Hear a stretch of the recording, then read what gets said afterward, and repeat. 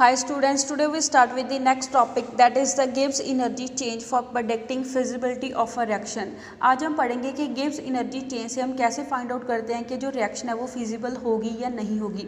जैसे कहते हैं हमने ऑलरेडी पढ़ रखा है कि जो टोटल एंट्रोपी चेंज है that is delta S total, वहाँ से हम फाइंड आउट करते हैं कि जो प्रोसेस है वो अपने आप चलेगा या नहीं चलेगा, वो स्पॉन्टेनियस होगा या नॉन स्पॉन्टेनियस होगा। कहते हैं जो टोटल एंट्रोपी चेंज है प्रोसेस के दौरान उसको हम कैसे लिखते हैं, delta S total is equal to delta S system plus delta S surrounding के इक्वल होता है।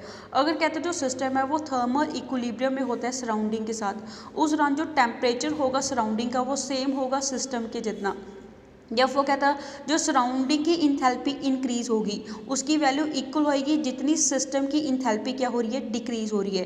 बिकॉज जितनी अमाउंट ऑफ एनर्जी को सिस्टम लूज करेगा उतनी सेम अमाउंट ऑफ एनर्जी को सराउंडिंग क्या करती है, गेन करती है। जिसके कारण कहता है सिस्टम की इंथैल्पी में जितना डिक्रीज आएगा उतनी सेम अमाउंट जो इंथैल्पी है सराउंडिंग की वो क्या हो जाएगी, इंक्रीज हो जाएगी। सिंस कहता है जो रिएक्शन है उसको हम करवाते हैं constant temperature and constant pressure के ऊपर, उस दौरान जो हीट इवॉल्व होती है वो किसके इक्वल होगी, इंथैल्पी चेंज के इक्वल आएगी।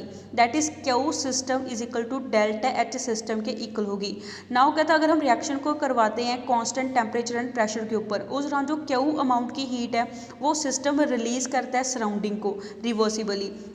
देन कहता है जो क्यू पी सराउंडिंग है वो किसके इक्वल आएगी, minus Q P system is equal to minus delta H system के इक्वल आएगी। बिकॉज जितनी अमाउंट ऑफ हीट को सिस्टम ने लूज करा है जिसके कारण हमने माइनस साइन यूज करा है उतनी सेम अमाउंट ऑफ हीट को सराउंडिंग क्या करती है, गेन करती है। जिसके कारण सराउंडिंग की जो अमाउंट ऑफ हीट उसने गेन करी है उसके आगे क्या आएगा, प्लस साइन आएगा। कहता है यहाँ पे जो माइनस साइन है बिफोर क्यू पी वो क्या इंडिकेट करता है कि हीट रिलीज हो रही है सराउंडिंग को। Next is entropy change of the surrounding. कहता है जो एंट्रोपी चेंज है सराउंडिंग की उसको हम कैसे लिखेंगे, delta S surrounding is equal to Q P surrounding divided by T के इक्वल आ जाएगा। ऑल्सो ये किसके इक्वल होगा, minus delta H system divided by T के इक्वल होगा। जैसे हमने पढ़ रखा है कि जो क्यू पी है वो किसके इक्वल है, माइनस डेल्टा एच सिस्टम के इक्वल है। तो यहाँ पे हमारे पास क्या आ जाएगा, delta S surrounding is equal to minus delta H system divided by T के इक्वल आ जाएगा। अब कहता हम क्या करेंगे, ये सब्सिट्यूट करेंगे वैल्यूज़ को। दैट इज कहता है ये जो सराउंडिंग की एंट्रोपी चेंज वाली वैल्यू आई है इसको पुट करेंगे ये वाली जो हमारे पास फोर्थ इक्वेशन है इसके अंदर। यहाँ पे हम डेल्टा से सराउंडिंग की वैल्यू को पुट करेंगे एज अल्ट, वहाँ से डेल्टा से टोटल किसके इक्वल आ जाएगी, डेल्टा से सिस्टम प्लस ब्रैकेट के अंदर क्या लिखेंगे, minus delta H system divided by T के इक्वल आ जाएगी। उसके बाद क्या था हम मल्टीप्लाई करेंगे दोनों साइड को t के साथ। दोनों साइड को जब t के साथ मल्टीप्लाई करेंगे तो इक्वेशन क्या आ जाएगी, t into delta S total is equal to, दूसरी साइड के ऊपर क्या आएगा, t into delta S system minus delta H system आ जाएगा। बिकॉज यहाँ पे t के साथ क्या हो जाएगी, कैंसिल आउट हो जाएगी। एज अल्ट ये इक्वेशन क्या होगी, रीअरेंज करके minus T delta S total is equal to delta H system minus T delta S system के क्या आ जाएगी, इक्वल देगी। यहाँ पे हमने जो माइनस साइन है यहाँ पे कॉमन निकाली है। कहता जो इक्वेशन थर्ड है, इक्वेशन थर्ड से हमें पता है जो डेल्टा जी है वो किसके इक्वल होती है, delta H minus T delta S के इक्वल होगी। तो एज रिजल्ट कहता है यहाँ पे हम क्या करेंगे, इस वाली वैल्यू की जगह हम क्या पुट करेंगे, डेल्टा जी को पुट करेंगे। तो इक्वेशन क्या बन जाएगी, delta G system is equal to minus T delta S total के इक्वल आ जाएगी। जैसे हमने पढ़ा है कहता जो स्पॉन्टेनियस केमिकल चेंजेस होती हैं उसके लिए डेल्टा एस टोटल की वैल्यू क्या होनी चाहिए, पॉजिटिव होनी चाहिए। एज रिजल्ट कहता है जो डेल्टा जी है वो क्या आ जाएगी, नेगेटिव आएगी स्पॉन्टेनियस केमिकल चेंजेस के लिए। दस कहता है जो स्पॉन्टेनिटी होती है केमिकल चेंज की उसको हम प्रेडिक्ट कर सकते हैं। अगर कहता है टी डेल्टा एस सिस्टम की वैल्यू पॉजिटिव हो एंड डेल्टा जी की वैल्यू नेगेटिव हो, उस दौरान जो केमिकल चेंज है वो क्या होगी, अपने आप चलेगी। उसको हम क्या बोलेंगे, स्पॉन्टेनियस केमिकल रिएक्शन बोलेंगे। कहता है जो यूज़ है गिव्स एनर्जी चेंज का वो एडवांटेज होती है बिकॉज कहता है ये किसको रेफर करती है, टू द सिस्टम। कहता है अकेले सिस्टम को रेफर करेगी जब हमारे पास क्या होता है, एंट्रोपी क्राइटेरिया को हम क्या करते हैं, कंसिडर करते हैं। कहता है we have to consider the system as well as surrounding, but कहता है हमें सिस्टम एंड सराउंडिंग दोनों को क्या करना चाहिए, कंसिडर करना चाहिए। Next is predicting spontaneity of a process in terms of delta G, कि डेल्टा जी की टर्म में हम जो प्रोसेस है उसकी स्पॉन्टेनिटी को कैसे प्रेडिक्ट करते हैं। कहते हैं जो गिब्स एनर्जी चेंज है दैट इज़ डेल्टा जी, वो हमें क्या प्रोवाइड करती है, ओवरऑल क्राइटेरिया प्रोवाइड करती है केमिकल प्रोसेस की फिजिबिलिटी का। कहता है ये हमें बैलेंस करती है दो तरह की टेंडेंसीज को, that is delta H and T delta S. Delta H यहाँ पे किसको डिनोट करती है, कि जो एंथैल्पी चेंज आती है उसको डिनोट करती है, एंड डेल्टा एंट्रोपी में जो चेंज आती है उसको नोट करती है। कहते हैं ये जो डेल्टा जी है ये दोनों टेंडेंसीज को क्या करती है, बैलेंस करती है। इवन कहता है अगर जो रिएक्शन है वो फेवर नहीं होती energy wise, that is delta H wise, कहता वो रिएक्शन है वो फेवर नहीं होगी, एंडोथर्मिक रिएक्शन होगी। कहता है उस दौरान जो ड्राइविंग फोर्स होगी जिसके कारण जो प्रोसेस है वो अपने आप चलेगा, वो किस वजह से चलता है, एंट्रोपी चेंज के कारण अपने आप प्रोसेस चलता है। कहता है यहाँ पे शो करा हुआ है ओनली, कहता है सिर्फ वही प्रोसेस है वो स्पॉन्टेनियस या फिजिबल होते हैं जिसमें फ्री एनर्जी चेंज की वैल्यू क्या हो, डिक्रीज हो, दैट इज डेल्टा जी की वैल्यू क्या आनी चाहिए, नेगेटिव वैल्यू आनी चाहिए। कहते हैं जब हम कैलकुलेट करते हैं delta H and T delta S को, एंड हैंस जो डेल्टा जी है, डेल्टा जी की वैल्यू से हम आसानी से फाइंड आउट करेंगे कि जो प्रोसेस है वो स्पॉन्टेनियस होगा या नहीं होगा। जैसे फर्स्ट केस इन्होंने लिया है, कहते जब एनर्जी एंड एंट्रोपी फैक्टर दोनों फेवरेबल होते हैं, दोनों फेवरेबल कब होंगे, जब डेल्टा एच की वैल्यू नेगेटिव होगी एंड टी डेल्टा एस की वैल्यू पॉजिटिव होगी। उस दौरान कहता है डेल्टा जी की वैल्यू हमेशा क्या आएगी, नेगेटिव वैल्यू आएगी। अगर डेल्टा जी की वैल्यू नेगेटिव आ गई, दस कहता है जो डेल्टा जी है नेगेटिव वैल्यू क्या शो करती है, कि जो प्रोसेस है वो क्या है, स्पॉन्टेनियस प्रोसेस है।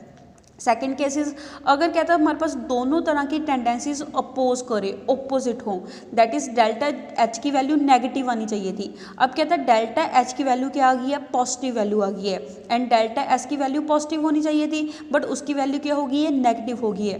उस दौरान कहता है डेल्टा जी की वैल्यू हमेशा क्या आएगी, पॉजिटिव वैल्यू आएगी, बिकॉज हमारे पास डेल्टा जी किसके इक्वल होता है, delta H minus T delta S के इक्वल होगा। As a result delta H की वैल्यू हमेशा क्या आएगी, पॉजिटिव वैल्यू आएगी। डेल्टा जी की वैल्यू पॉजिटिव हमें क्या इंडिकेट करती है, कि वो प्रोसेस क्या है, नॉन स्पॉन्टेनियस है, वो अपने आप नहीं चलेगा। नेक्स्ट इज थर्ड केस इन्होंने लिया है, अगर कहता है ये जो दोनों टेंडेंसीज है delta H and T delta H ये इक्वल एंड ओपोजिट हो। फॉर एग्जांपल कहते हैं जो डेल्टा एच है वो पॉजिटिव हो, दैट इज डेल्टा एच होनी क्या चाहिए थी, नेगेटिव होनी चाहिए थी। कहता है डेल्टा एच यहाँ पे क्या है, पॉजिटिव है, दैट इज अनफेवरेबल कंडीशन है, एंड टी डेल्टा एच यहाँ पे क्या है, पॉजिटिव है, इसको तो पॉजिटिव होना ही चाहिए था, दैट मीन्स ये क्या है, फेवरेबल कंडीशन है, या फिर इसका ओपोजिट हो। कहता है उस दौरान ये जो दोनों का मैग्नीट्यूड सेम होगा तो डेल्टा जी की वैल्यू क्या आएगी, जीरो वैल्यू आएगी। इस स्टेज के ऊपर कहता है जो प्रोसेस है वो किसी भी डायरेक्शन में नहीं चलता, ना ही वो फॉरवर्ड डायरेक्शन में चलता है ना ही वो बैकवर्ड डायरेक्शन में चलता है। कहता है उस स्टेट को हम क्या बोलते हैं, इक्विलिब्रियम स्टेट बोलते हैं। इन शॉर्ट कहता हम कह सकते हैं अगर डेल्टा जी की वैल्यू नेगेटिव है उस दौरान जो प्रोसेस है वो अपने आप चलेगा, वो स्पॉन्टेनियस प्रोसेस होगा। अगर कहता है डेल्टा जी की वैल्यू जीरो आती है उस दौरान जो प्रोसेस है वो इक्विलिब्रियम स्टेट में होता है, उस दौरान कोई भी नेट रिएक्शन है वो किसी भी डायरेक्शन में नहीं होती है।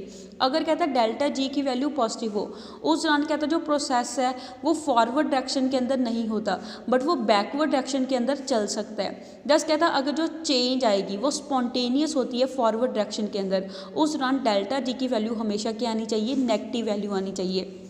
Next is conditions for spontaneity of a process, के प्रोसेस के स्पॉन्टेनिटी के लिए हमें कौन सी कंडीशन को फॉलो करना पड़ेगा। दैट इज कहता है ऐसी कौन सी कंडीशन होगी जिसके कारण डेल्टा जी की वैल्यू हमेशा नेगेटिव ही आए, तभी अगर जो डेल्टा जी की वैल्यू नेगेटिव आएगी वो प्रोसेस अपने आप चलेगा, वो प्रोसेस क्या होगा, स्पॉन्टेनियस होगा। कहते हैं डेल्टा जी की वैल्यू को नेगेटिव लाने के लिए फर्स्ट कंडीशन कौन सी है, both energy and entropy factor are favourable. कहता है जो एनर्जी एंड एंट्रोपी फैक्टर है दोनों फेवरेबल होनी चाहिए, दैट इज डेल्टा एच की वैल्यू नेगेटिव होनी चाहिए एंड टी डेल्टा एस की वैल्यू पॉजिटिव होनी चाहिए। एंड कहता है चाहे उसका मैग्नीट्यूड कोई भी हो, चाहे उनकी वैल्यू कोई भी हो, उस दौरान कहता है अगर डेल्टा एच नेगेटिव होगी and T delta S positive होगा तो डेल्टा जी की वैल्यू हमेशा क्या आएगी, नेगेटिव आएगी, वो प्रोसेस स्पॉन्टेनियस होगा।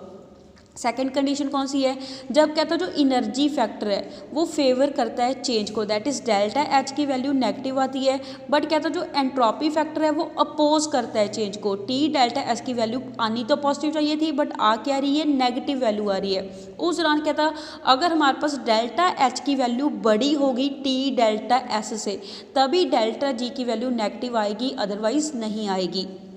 नेक्स्ट इज जब कहते हैं जो इनर्जी फैक्टर है वो फेवर ना करे, दैट इज डेल्टा एच की वैल्यू पॉजिटिव आ जाए, बट जो एंट्रोपी फैक्टर है वो चेंज को फेवर करे, टी डेल्टा एस की वैल्यू पॉजिटिव ही रहे। उस दौरान कहता है जो मैग्नीट्यूड है टी डेल्टा एस का वो बड़ा होना चाहिए डेल्टा एच के कंपेरेटिवली। अगर कहता है टी डेल्टा एस की वैल्यू बड़ी होगी इस केस में डेल्टा एच के कंपेरेटिवली, तभी डेल्टा जी की वैल्यू क्या आएगी, नेगेटिव वैल्यू आएगी।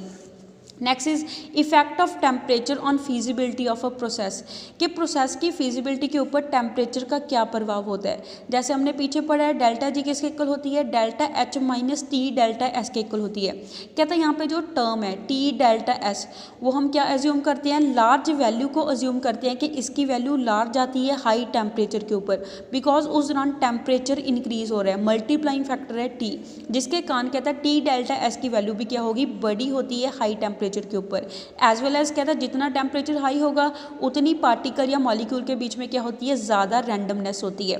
बट कहता है जो दूसरा फैक्टर है डेल्टा एच वो कहता है उसमें ज़्यादा चेंज नहीं आती है टेम्परेचर के इंक्रीज होने के साथ, जिसके कारण कहता है जो गिव्स एनर्जी चेंज है, दैट इज कहता है जो ओवरऑल टेंडेंसी है प्रोसेस की उसकी वैल्यू को हम क्या लेते हैं कि उसके ऊपर किसका प्रभाव होता है, टेम्परेचर का प्रभाव होता है। कहते हैं जो इफेक्ट है टेम्परेचर का वो डिफरेंट होता है, एक्सोथर्मिक रिएक्शन के केस में उसका डिफरेंट इफेक्ट होगा, एंडोथर्मिक रिएक्शन के केस में उसका डिफरेंट इफेक्ट होता है। इसको हम डिटेल में नेक्स्ट लेक्चर में डिस्कस करेंगे। So that's all for today, stay home stay safe, thank you.